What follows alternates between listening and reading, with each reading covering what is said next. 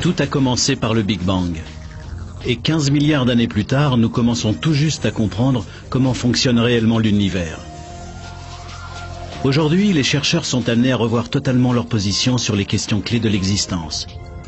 Pourquoi sommes-nous ici? D'où venons-nous? Existe-t-il d'autres formes de vie? Sommes-nous seuls au monde? Y a-t-il de la vie ailleurs qu'ici? Les chercheurs font des découvertes saisissantes. Les composantes de la vie même sont là, dans l'espace. Pour la première fois, nous voyons des astres en dehors de notre système solaire. Et cela nous conduit aux conclusions les plus inattendues. Nous sommes peut-être bien des étrangers sur notre propre planète. Nous sommes de la poussière d'étoiles. La voilà notre histoire cosmique. C'est un voyage au-delà de nos limites.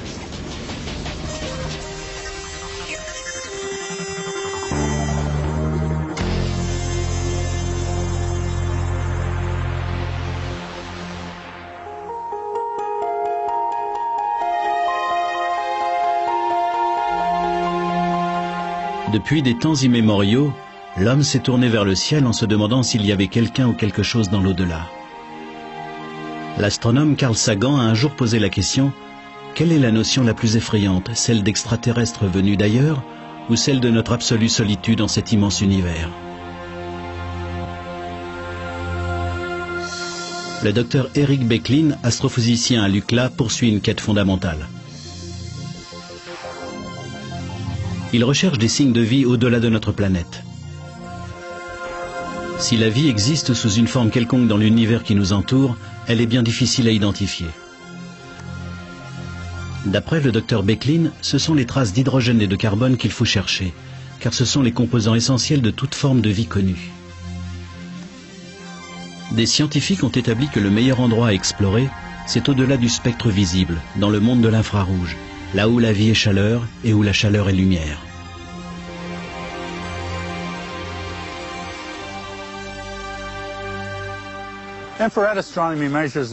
L'astronomie infrarouge mesure la chaleur en présence dans l'univers céleste. Vous pouvez par exemple voir la chaleur de mon visage beaucoup plus intense que celle de mon corps, qui est un peu frais ce soir. Cette flamme, en revanche, est encore plus chaude que vous ne pouvez le voir ici. C'est pourquoi la radiation infrarouge mesure la chaleur d'un objet céleste. Un autre aspect de l'astronomie infrarouge, c'est qu'elle vous permet de mesurer les molécules caractéristiques présentes aussi bien dans l'espace que dans nos organismes. Le fait de voir ces molécules organiques est un indice de vie éventuelle dans l'univers. Vues à l'infrarouge, les galaxies révèlent une étrange réalité, imperceptible à l'œil humain. Un royaume invisible où l'on peut détecter la plus infime quantité de chaleur. Celle de lointains soleils ou des traces d'hydrogène et de carbone qui sont les signes d'une vie venue d'ailleurs. Mais nos télescopes d'ici-bas sont bien limités. La vapeur d'eau contenue dans notre atmosphère fait obstacle à la lumière infrarouge. Aucune montagne n'est assez grande, aucun sommet assez élevé pour vaincre cette barrière. Le seul moyen de percevoir le monde caché de l'infrarouge, c'est de se placer au-delà des nuages pour l'observer. Récemment, le docteur Becklin a envisagé une approche radicalement différente du problème qui mène l'astronomie infrarouge aux confins de notre planète.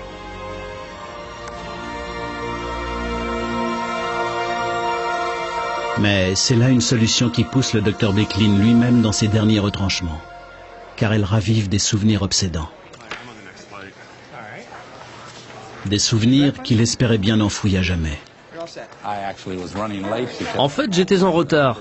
Je suis toujours sur la brèche avec tous les voyages que je fais pour l'observatoire, et on m'a attribué le tout dernier siège disponible. Le 28 avril 1988, Eric Becklin emprunte le vol 243 d'Aloha Airlines à destination d'Honolulu lorsque se produit la catastrophe.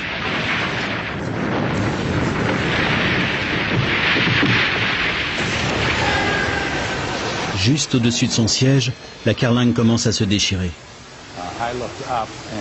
J'ai levé les yeux et j'ai tout de suite compris. J'ai essayé de mettre mon gilet de sauvetage, mais je n'y arrivais pas. Il a fallu que je me dise que j'étais un scientifique tout à fait capable de lire les instructions. Je gardais espoir, et je me disais que le pilote arriverait à nous poser. Plus le trou grandissait, moins j'y croyais. Mais on ne cesse jamais complètement d'espérer. Au-dessus de la cabine de première classe, on aperçoit maintenant le bleu du ciel. La décompression est terrifiante, le vacarme assourdissant, et l'équipage est obligé de communiquer par signes. L'avion est secoué dans tous les sens, mais après bien des difficultés, le pilote parvient à le poser en catastrophe. Il y a un mort et de nombreux blessés. Le docteur Becklin, lui, est sain et sauf. Quelle que soit la peur, je crois que le meilleur moyen de surmonter ce genre de choses, c'est de repartir immédiatement. Et voici qu'Eric Becklin s'apprête à monter à bord d'un autre appareil, offrant une étrange ressemblance avec celui du vol fatal, y compris le trou béant dans le fuselage. Si ce n'est que cette fois-ci, c'est fait exprès. En principe, les avions n'ont pas de trous, mais en fait, ils peuvent voler avec des ouvertures tout à fait considérables. Dans un hangar géant de Waco, au Texas, des ouvriers sont en train de modifier un 747 de la United Airlines pour qu'il puisse accueillir un passager peu ordinaire. Un télescope dernier cri qui risque bien de tout changer sur ce que nous savons de notre univers. C'est un observatoire stratosphérique pour astronomie infrarouge, baptisé SOFIA. À près de 13 000 mètres d'altitude, ce jet spécial va ouvrir son œil géant sur le ciel. Voici le plus grand télescope aéroporté du monde. On peut dire que c'est un très gros avion, un 747, dans lequel on a percé un grand trou et que cette cavité est destinée à recevoir un très gros télescope. Des questions? C'est un gros appareil, très cher. Regardez-le bien tous. Observez le pivot. Faites bien attention, s'il vous plaît. Les techniciens de l'aérospatiale relèvent le défi de remplacer 244 sièges par un télescope de 20 tonnes et 35 000 pièces entièrement nouvelles. Bloquez-le, purgez-le de nouveau. Surveillez l'indicateur avant qu'on touche le fond. C'est la modification la plus complexe jamais effectuée sur un avion commercial. Les mécaniciens ont fort à faire pour renforcer la structure interne d'un appareil dont le centre de gravité a complètement basculé. Tout est repensé et reconstruit de fond en comble, depuis la structure en acier jusqu'au circuit électrique. Il faut poser plus de 10 km de fil et 3 km de câbles en fibre optique. Un chef-d'œuvre d'ingénierie. Avec ses 2,50 m de diamètre, le miroir de SOFIA flottera sur film d'huile infiniment ténu, guidé par un système de gyroscope électronique chargé de maintenir le télescope sur sa cible. Comme ils survoleront les nuages, les chercheurs sentiront bien les turbulences, mais le télescope, lui, n'en souffrira pas. Et ce qu'il y a de mieux, c'est que tout ce système fonctionnera comme n'importe quel vol, décollant et atterrissant le même jour.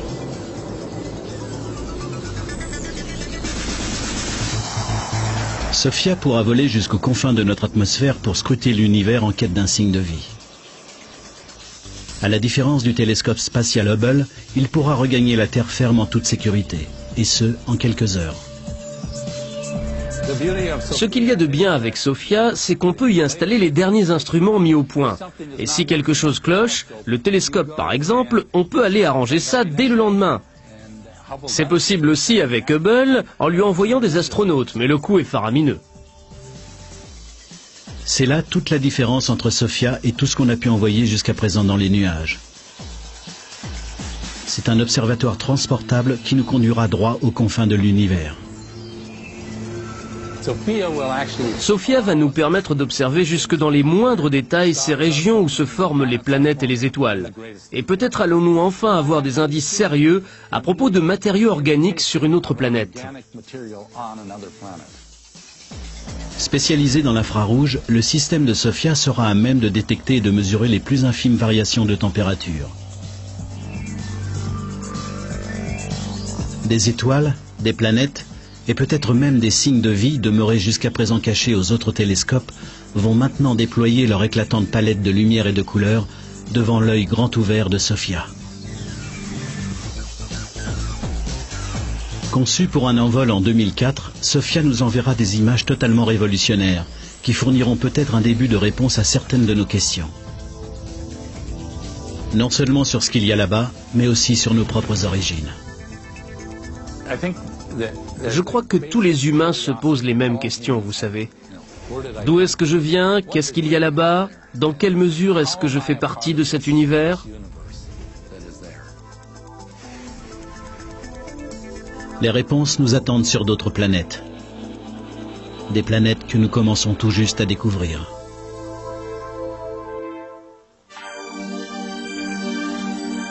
Le docteur Roger Angel, astrophysicien, veut savoir où sont-ils tous ces extraterrestres. À supposer que l'univers grouille d'autres formes de vie intelligentes, on pourrait se demander pourquoi ces êtres ne sont pas venus nous voir. Tandis que Sophia cherche des traces de vie extraterrestre, le docteur Angel se met en quête des lieux où elle pourrait se développer. Le genre de planète susceptible d'abriter cette vie. Et pour mieux scruter les mondes au-delà de notre système solaire, il travaille à un nouveau télescope tout à fait remarquable. Il ne vole pas, il n'est pas basé dans l'espace, mais à sa façon il sera peut-être plus révolutionnaire encore. Le docteur Angel étudie un usage radicalement différent des miroirs pour une élimination à grande échelle du reflet, permettant aux chercheurs de sonder l'espace en quête de planètes similaires à la nôtre.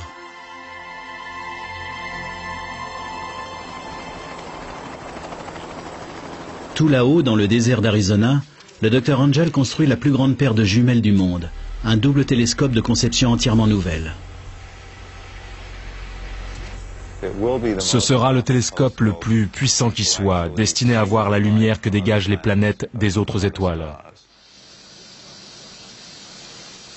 Mais comment construire le plus vaste assemblage de miroirs au monde? 2 plaques de verre géantes pesant plusieurs tonnes et ne présentant pas la moindre aspérité. À l'université d'Arizona, le Dr Angel et une équipe du laboratoire Steward ont élaboré une solution de l'air spatial. Les miroirs présenteront une structure en nid d'abeilles géant avec plus de 1600 alvéoles hexagonales en fibre céramique, semblables aux écrans solaires de la navette spatiale. Des tonnes de verre borosilicate de haute qualité sont nettoyées et méticuleusement inspectées, puis soigneusement déposées sur le moule. Le futur miroir brille comme un diamant brut, tandis que l'on descend doucement le couvercle du four. Les éléments de chauffage sont allumés. La température s'élève à plus de 1100 degrés Celsius, la chaleur nécessaire à la transformation de ces tonnes de verre en une vitre géante. Chaque phase est assistée par ordinateur, et le responsable du four gère les ordinateurs et toute l'opération.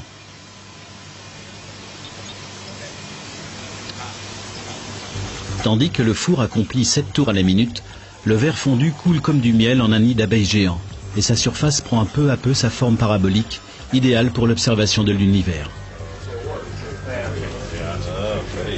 Joli. Après plus de 3 mois de lent refroidissement, les miroirs n'accusent pas moins de 18 tonnes sur la balance. Ce qui ne les empêche pas d'être nettement plus légers et résistants que des miroirs en verre massif. Ils produisent en outre une image de bien meilleure résolution. C'est un bienfait inattendu de cette structure en rayon de miel. Étant donné leur faible poids, ces miroirs refroidissent à la fraîcheur de la nuit. Les anciens miroirs en verre massif, eux, restituaient durant la nuit la chaleur accumulée et l'effet de convection altérait la qualité des images. Après des mois de fraisage, de polissage et de traitement anti-reflet, les miroirs de 8,50 m de diamètre sont bons pour le service. Chacun pourrait abriter 5 voitures garées de front et leur surface est si lisse que les variations sont de l'ordre de 25 nanomètres, soit nettement moins qu'un cheveu humain. De la précision chirurgicale à une échelle colossale.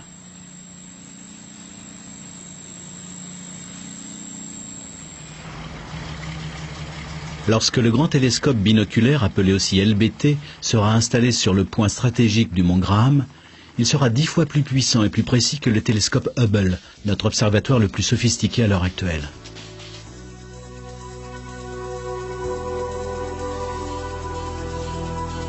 Mais ce n'est pas tout. Il sera affecté à une tâche bien particulière. En effet, une bonne 60aine de nouvelles planètes ont été découvertes au cours de ces dernières années. Mais on ne les a pas vraiment vues. Étant donné l'oscillation qu'elles impriment à l'étoile, nous savons que ces planètes sont là, mais personne ne les a encore vues. Et ce parce qu'il est extrêmement difficile de se débarrasser de cette lumière éblouissante à proximité immédiate de la planète.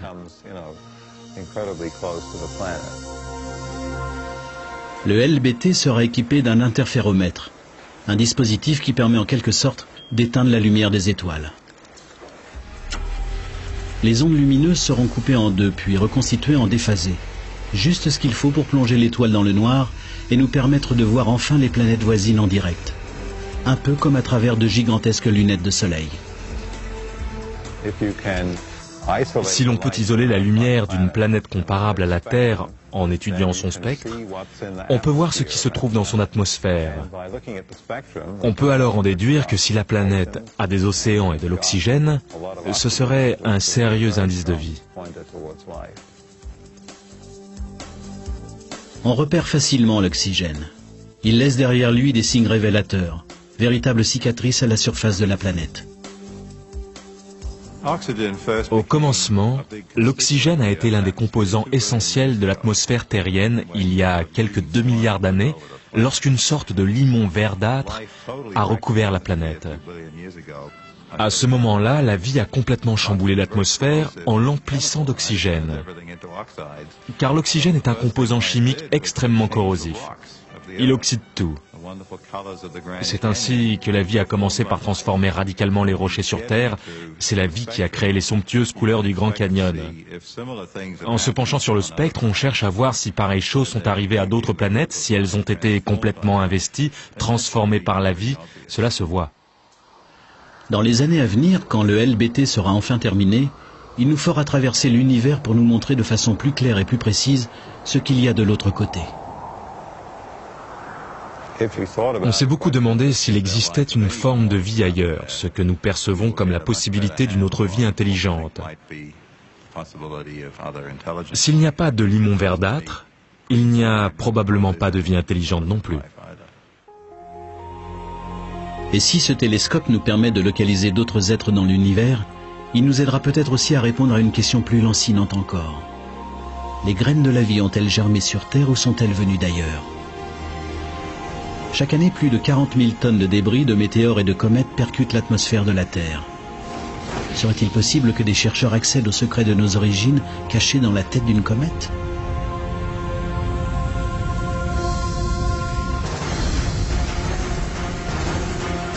En 1994, la comète de Shoemaker-Levy 9 a heurté Jupiter de plein fouet. Elle a provoqué à la surface de la planète des explosions 600 fois plus violentes que ne l'aurait fait notre arsenal nucléaire tout entier. Certains chercheurs pensent aujourd'hui que des comètes pourraient bien avoir eu un effet générateur de vie sur notre planète en lui apportant de l'eau, des composés organiques et plus de 70 sortes d'acides aminés. Ces météorites ont-elles vraiment semé des graines de vie sur Terre ? Au laboratoire de propulsion à réaction à Pasadena, en Californie, le docteur Donald Brownlee est résolu à le savoir. Il est le principal investigateur de la mission la plus audacieuse de la NASA à ce jour. La sonde Stardust effectue un voyage de 7 ans aux confins de notre système solaire. Nous cherchons en fait à savoir pourquoi nous sommes ici et comment nous y sommes arrivés. La sonde Stardust va rejoindre une comète et recueillir de la poussière dans sa chevelure. Nous pensons qu'il s'agit en fait de poussière d'étoiles, c'est-à-dire de matériaux provenant d'autres étoiles qui, il y a 4,5 milliards d'années, ont donné naissance à des comètes. Décollage de la sonde Stardust, chargée de collecter des éléments sur la formation de notre système solaire. On dirait un largage réussi. Le moteur principal, l'étage s'est détaché et l'on assiste à l'allumage du deuxième étage. Allumage normal, avec régulateur d'oscillation. Tout semble parfait. Stardust se précipite à son rendez-vous avec la comète Will 2. Elle a pour mission de capter un échantillon de la chevelure de la comète et de le rapporter sur Terre en 2007. Depuis qu'en 1996, l'analyse d'une météorite provenant de Mars a révélé qu'elle contenait des traces de microbes, les chercheurs sont en quête d'indices supplémentaires. Ceci pourrait bien indiquer que la vie est effectivement venue à nous depuis d'autres points de la galaxie. Mais la météorite avait été contaminée en traversant l'atmosphère terrestre. Nous n'avons donc pas de réponse à notre question et le mystère reste entier à ce jour. La vie sur Terre a-t-elle commencé ici? Le docteur Brownlee ne le pense pas. La Terre ne présente pratiquement ni carbone ni eau. Si l'on considère la masse globale de la Terre, ces éléments indispensables à la vie n'existent que sous forme de traces. Alors d'où viennent-ils?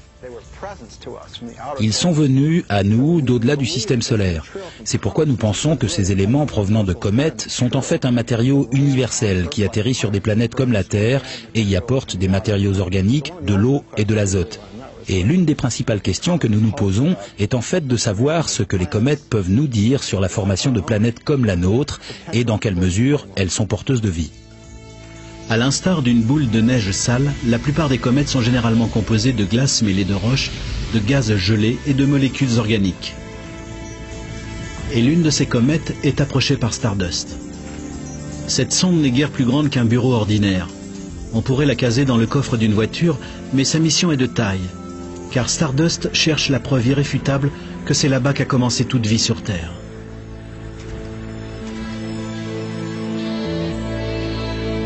Pour la première fois depuis que l'homme a marché sur la Lune, des chercheurs tentent de rapporter un morceau venu de l'espace. Mais ce ne sera pas chose facile. Car durant 7 longues années, Stardust devra vaincre le périlleux barrage des débris stellaires.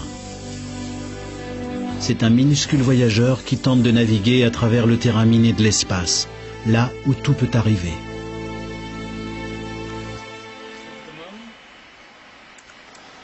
En novembre 2000, quelques mois seulement après avoir commencé sa mission, Stardust survole la Terre en vue d'une manœuvre d'assistance gravitationnelle destinée à propulser la sonde dans l'espace lorsque se produit le cauchemar. Stardust ne répond plus. Ce matin-là, Amy Wallen, membre de l'équipe, arrive de bonne heure à son travail et apprend la mauvaise nouvelle. Il y a rarement quelqu'un ici avant 7h30. Nous arrivons tous aux alentours de 8h. Quand je suis arrivé dans le hall, il y avait déjà du monde qui essayait de comprendre ce qui clochait. Au moment de la prise de contact prévue avec la sonde, nous n'avons pas obtenu de signal. Rien. Le vide. Plus le temps passait, plus on était inquiet. Ce que l'équipe ne savait pas, c'est qu'à la suite d'une violente éruption solaire, Stardust avait été heurté de plein fouet par une tempête de plasma.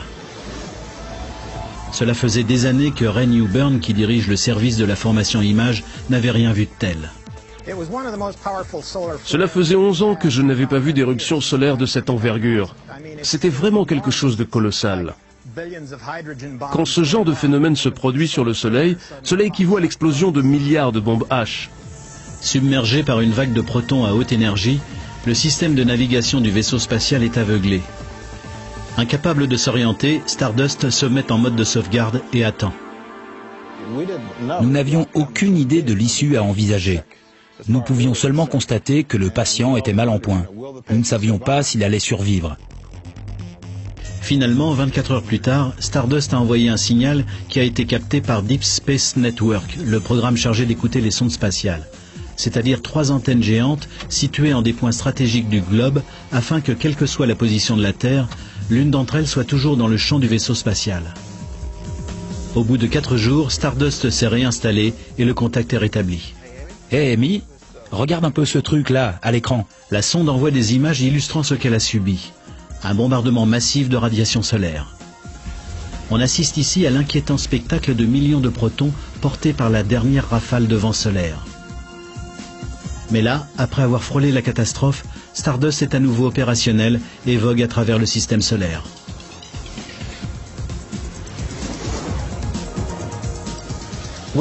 Notre soulagement était à la mesure de l'énorme travail investi dans la construction de cette sonde pour qu'elle aille recueillir ces particules de comète. Aujourd'hui, la mission de Stardust reste la même et tous ses outils sont demeurés en place. Parmi eux, une sorte d'épuisette unique en son genre, remplie d'aérogel, le solide le moins dense qui ait jamais été créé, destiné à capter un minuscule morceau de comète. L'aérogel, c'est 99,99% d'air et 0,01% de dioxyde de silicium. Bien que ses composants soient les mêmes que ceux du verre ordinaire, il est 1000 fois plus léger. Tel un mur fait à partir de rien, l'aérogel est le parfait isolant.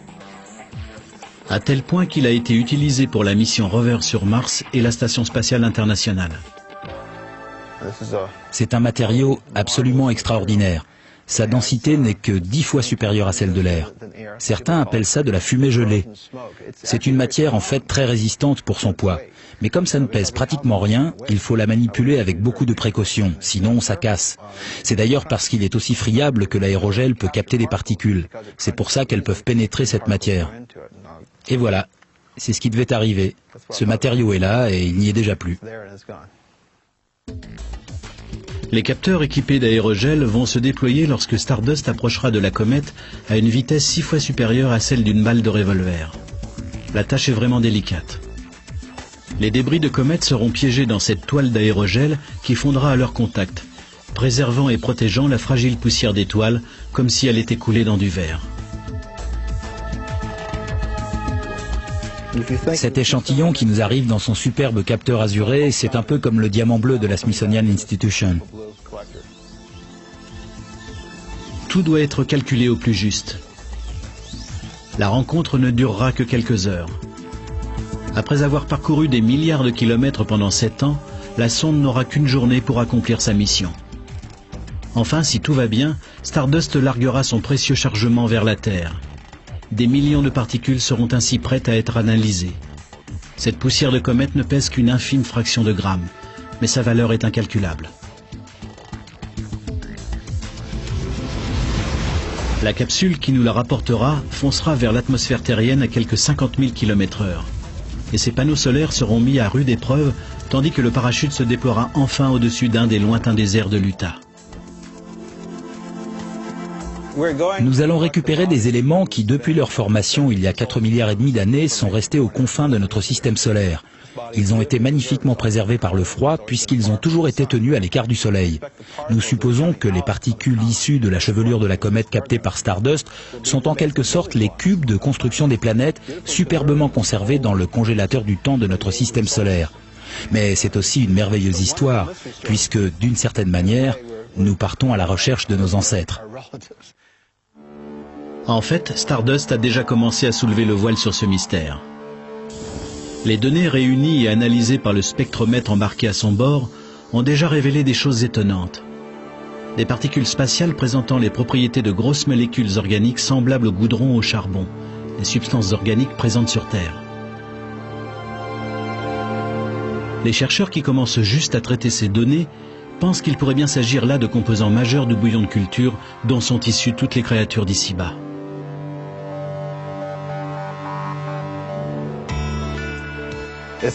Nous sommes de la poussière d'étoiles.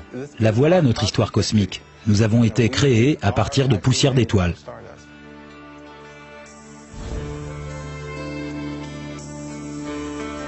En 2007, lorsque le vaisseau spatial rentrera, le Dr Brownlee et son équipe espèrent trouver la preuve que des comètes porteuses de matériaux organiques pourraient fort bien s'être écrasées sur la Terre.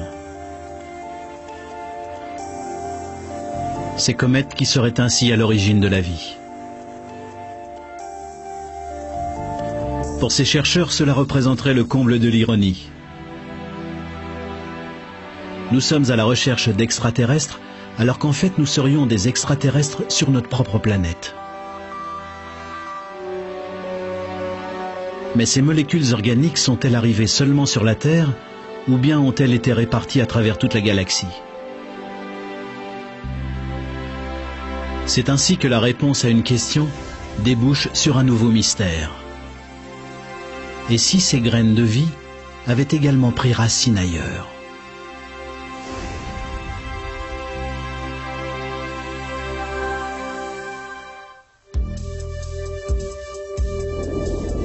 Où pourrions-nous trouver de la vie ailleurs dans notre système solaire? Pas sur les planètes comme on l'a cru jadis, mais peut-être sur leurs satellites. À environ 1 milliard de kilomètres de la Terre, Titan est la plus grande des 15 lunes de Saturne. Il est nimbé de brumes organiques. Si les chercheurs ne se trompent pas, Titan est un monde mystérieux, composé non pas d'oxygène mais de méthane. De la pluie de méthane, des océans de méthane, peut-être même des volcans de méthane. Le méthane est le plus simple des composés organiques connus pour être à l'origine de l'apparition de la vie. Jonathan Lunin, astronome, pense que sur Titan, le paysage ne doit ressembler à aucun autre. Pourtant, curieusement, il n'est pas impossible que ce soit une étrange variante de notre Terre. Tout devait y être très rouge. Il ne doit pas y faire complètement sombre, un peu comme le crépuscule sur Terre. Peut-être y a-t-il des rivières creusées dans la glace par le méthane. Peut-être leurs rives présentent-elles des zones de dépôt organique rouges. En fait, s'il existe une forme de vie primitive sur Titan, voire une forme antérieure à la vie, peut-être utilise-t-elle l'énergie contenue dans certains de ces dépôts. C'est vraisemblablement un endroit assez exotique, mais comprenant comme notre planète, terre, mer, nuages et ciel. Titan pourrait nous offrir une sorte d'arrêt sur image de la Terre juste avant que la vie ne s'y soit développée. Une sonde spatiale est actuellement en route pour étudier cette lune. Mais le docteur John Loveday, chercheur, est trop impatient pour attendre les résultats. Aussi, il recrée Titan sur Terre. Avant toute chose, on commence par tout refroidir. C'est ce qu'on est en train de faire ici. En fait, nous sommes à même d'étudier ce qui se passe sur les matières qui existent probablement sur Titan. On en est toujours au refroidissement. Il faut à peu près 5 minutes pour atteindre moins 200 degrés.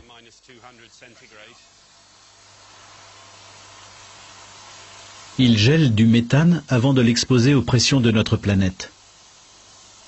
Son objectif est de recréer le cœur de glace de Titan pour l'analyser avec l'un des instruments les plus performants. Ici, en Angleterre, au laboratoire Rutherford Appleton, non loin d'Oxford, le docteur Loveday soumet le méthane gelé aux forces d'Isis, la plus grande machine à fragmenter les neutrons au monde. Un microscope atomique géant capable de dévoiler les secrets moléculaires. Le docteur Loveday place un échantillon de méthane gelé entre les mâchoires de diamant d'un étau géant. Dans ce réservoir, la pression est de... Puis il le soumet à une force de compression équivalent à 3 locomotives. 4 tonnes, 5 tonnes, 6 et 12 tonnes. Notre échantillon est maintenant chargé. Nous avons là une certaine pression. La pression au centre de Titan est de l'ordre de 30 à 50 000 atmosphères. Si l'on comprend ce qui se passe pour l'hydrate de méthane à pareille pression, cela nous renseignera sur la façon dont Titan a pu se former et sur le type de processus mis en œuvre en son centre lors de cette formation.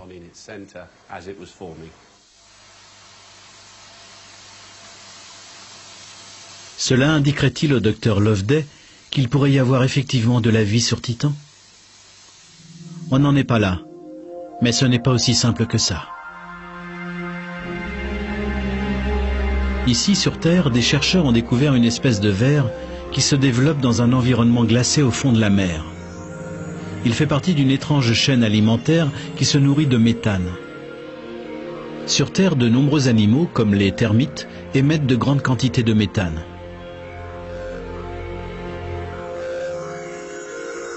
Se pourrait-il que sur Titan, quelque chose dégage du méthane dans l'atmosphère? Y aurait-il de la vie sur ce lointain satellite de Saturne? C'est là un mystère qui attend d'être résolu. C'est pourtant une autre lune, une lune de Jupiter, celle-là qui pourrait nous réserver la plus grande surprise. Elle s'appelle Europe. Les chercheurs pensent que sa calotte de glace recouvre de gigantesques océans. On considère ces océans, enfermés sous 150 km de glace, comme l'un des meilleurs indices de vie extraterrestre.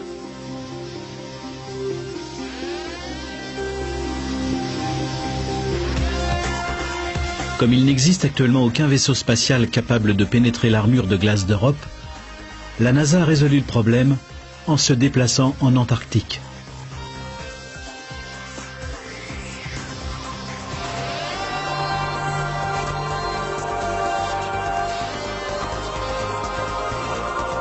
À 1000 km du pôle sud, au point le plus froid de la Terre, une équipe de chercheurs internationaux a établi des similitudes avec Europe.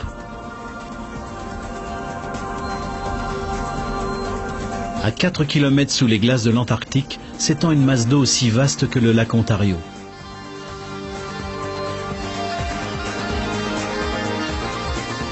Les chercheurs pensent que ce lac, le lac Vostok, n'a pas vu la lumière du jour depuis que les premières baleines sont apparues dans l'océan.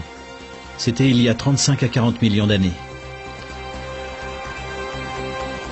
Hermétiquement fermé par d'anciens glaciers, ce lac d'eau douce d'une longueur de quelques 250 km de long a trouvé le moyen de rester liquide sous la glace. Plus étonnant encore, Canan Ellis Evans, le microbiologiste gallois, pense que le lac Vostok pourrait recéler lui-même d'anciennes formes de vie, des créatures que l'homme n'a encore jamais vues.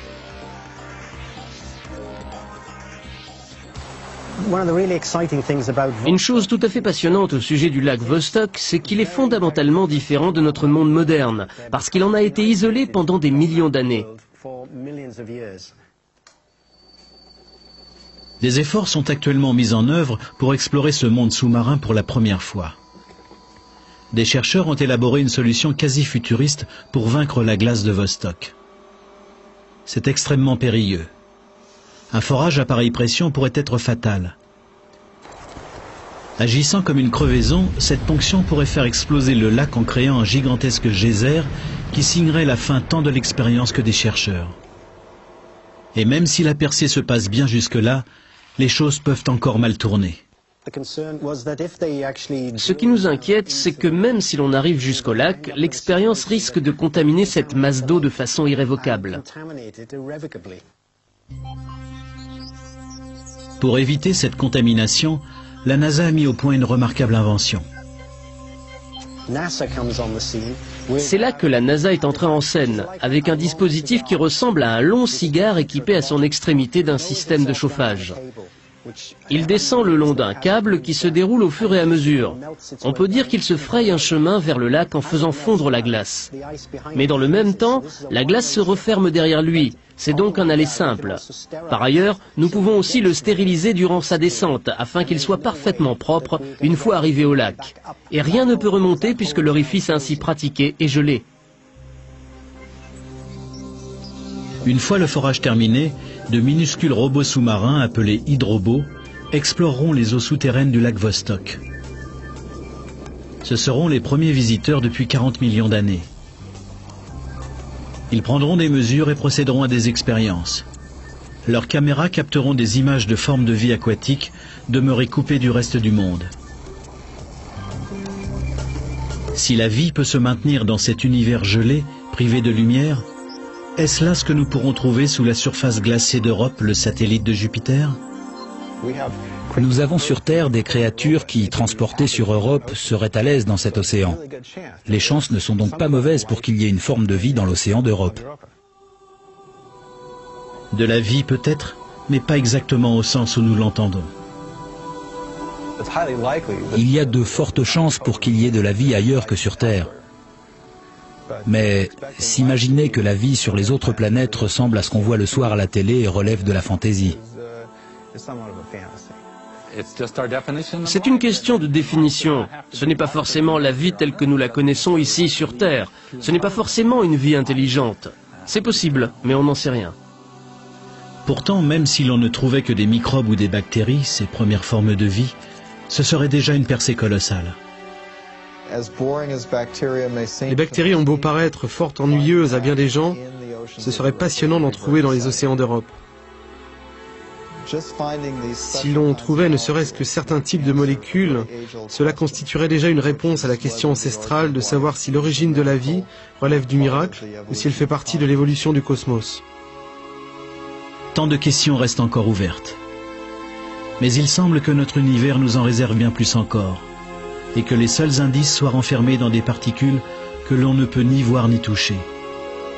C'est là un monde invisible qui recèle peut-être la clé de toute création. Reste que plus de 90% de la matière de l'univers connu nous échappe. Les chercheurs nous disent que ce doit être là. Alors où donc? Cela s'appelle la matière noire. C'est le tissu manquant du cosmos, et il n'existe pas de plus grand mystère.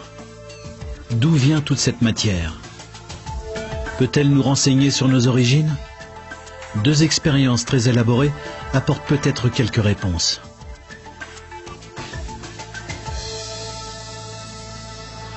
Dans la Méditerranée, au large des côtes françaises, des chercheurs installent un système étrange. Un télescope électronique placé tout au fond de l'eau qui promet de nous révéler quelque chose d'impossible à voir. Les neutrinos, ces messagers issus des confins du cosmos. Les neutrinos sont les particules les plus abondantes qui soient. Il n'y a qu'un problème, c'est qu'ils sont pratiquement invisibles. Ces émissaires des zones les plus sombres de l'espace se déplacent librement, sans que la matière ou le magnétisme leur fassent obstacle. Ils peuvent pratiquement traverser toute chose. C'est pourquoi ils se déplacent toujours en ligne droite. Si les astronomes pouvaient les dépister, ils nous mèneraient droit à leurs invisibles origines, et peut-être même aux nôtres. Susan Cartwright, astrophysicienne, espère qu'en suivant la trace des neutrinos, nous finirons peut-être par résoudre le mystère de notre place dans l'univers. Vous et moi, nous ne sommes que des impuretés. Nous sommes des composants tout à fait mineurs. L'essentiel de l'univers est une chose que nous n'avons pas encore identifiée et que nous ne pouvons pas voir. Nous espérons que les neutrinos vont faire office de messagers depuis le cœur de ce processus et qu'ils vont nous dire ce qui se passe. Pour entreapercevoir ces particules chimériques, il nous faut regarder les choses de manière totalement différente. À l'instar de John Carr, le directeur du projet Antares. L'objectif du projet Antares est de voir des neutrinos venus de l'espace. Nous allons procéder à cette expérience en mer à une profondeur de 2500 mètres au large des côtes de Toulon.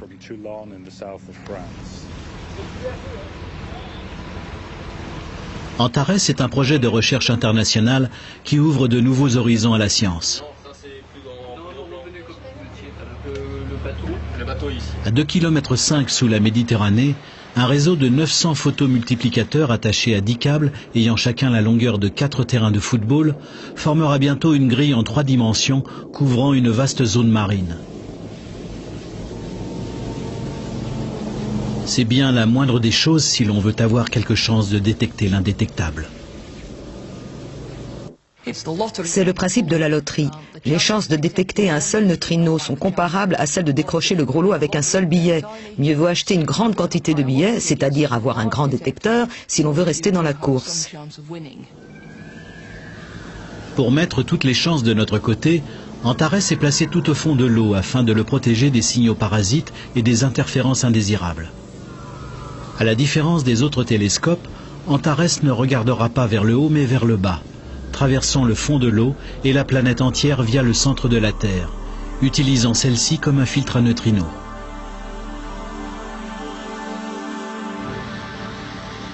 Antares sera toujours incapable de voir ces particules invisibles. Il détectera en revanche un signe de leur passage, un sous-produit appelé muon. En traversant le détecteur, chaque muon laisse dans son sillage une trace de lumière bleue et brillante, un peu comme la marque d'un avion à réaction dans le ciel. Un minuscule indice qui nous met sur la voie du neutrino, alors qu'il poursuit sa course à travers la Voie lactée.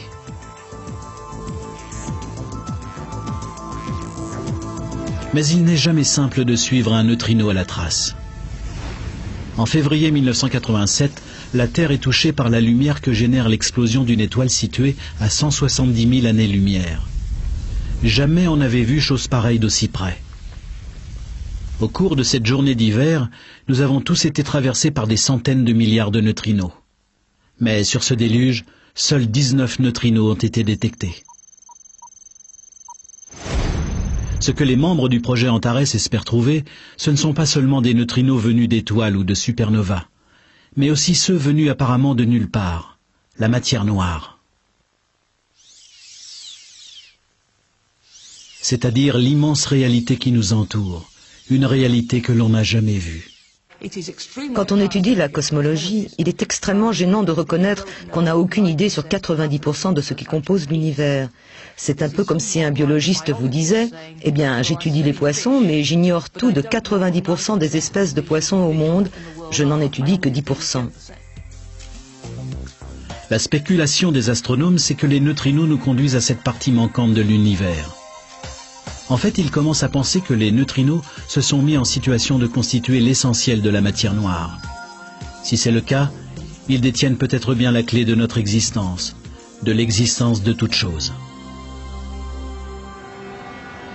À quelques centaines de kilomètres plus au nord a lieu une autre expérience remarquable. Tout est résumé autour d'une gigantesque machine qui s'étend le long de la frontière de deux pays et qui coûte 5 milliards de dollars. Tout cela pour trouver une autre particule, le boson de Higgs. Certains disent qu'elle n'existe pas. D'autres que c'est le premier élément constitutif de l'univers. Ils disent que c'est la particule de Dieu. Au commencement, la matière brute de l'univers tout entier était étroitement comprimée en une boule minuscule d'une infinie densité. Puis, une formidable explosion d'énergie l'a fait éclater. C'est le Big Bang, le moment de la création, celui où tout ce qui a jamais été et tout ce qui ne sera jamais a explosé à travers le temps et l'espace. Mais certains chercheurs pensent que sans cette particule, l'univers serait resté de l'énergie pure, et rien, ni le Soleil ni la Terre, pas même les molécules ni quoi que ce soit d'autre, n'existerait en tant que matière. Ils pensent que la particule divine a transformé l'énergie en substance. Sans cela, aucun d'entre nous n'aurait de corps. Nous ne serions que de l'énergie, se déplaçant à la vitesse de la lumière. D'après la physicienne Felicitas Pos, une fois que nous aurons compris ce qu'est exactement cette particule mythique et comment elle fonctionne, nous commencerons à comprendre comment nous sommes arrivés ici. Jusqu'à présent, cette particule n'était qu'une théorie. Mais aujourd'hui, les chercheurs se sont mis en quête de la chose en question et s'en retournent à l'aube de la création pour la trouver. À 8 km de Genève, l'équipe internationale du CERN met au point l'expérience la plus audacieuse dans l'histoire de l'humanité.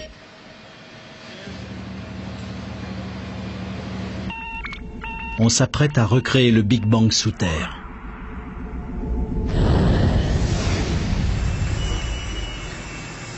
Un accélérateur de particules presque aussi vaste que l'île de Manhattan devrait bientôt venir à bout des mystères microscopiques de l'univers. Nous devrions arriver à recréer dans notre laboratoire les conditions telles qu'elles étaient, une fraction de seconde après le Big Bang. Avec ses aimants supraconducteurs, ce grand collisionneur de hadrons provoquera le choc de milliers de milliards de protons avec une violence 100 000 fois supérieure à celle du champ magnétique de la Terre. Et comme les faisceaux de particules tournent en sens opposé à la vitesse de la lumière, ils vont entrer en collision en produisant une averse de particules subatomiques. L'énergie de cet impact avoisine la force du Big Bang originel.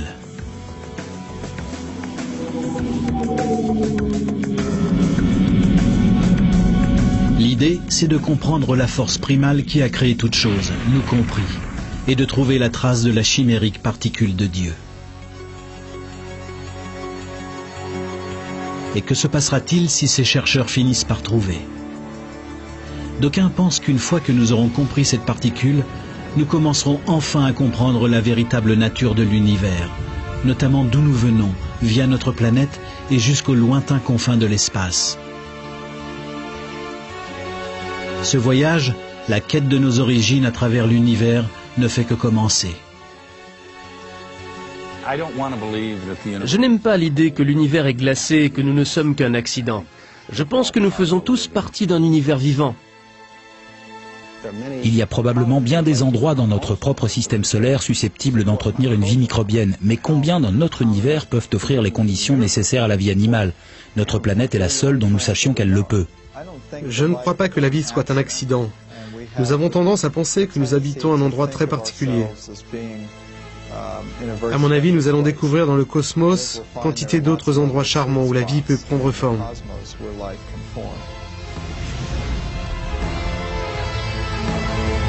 Il fut un temps où nous ne faisions qu'un. Et plus la science nous fait progresser, plus nous approchons de cette découverte.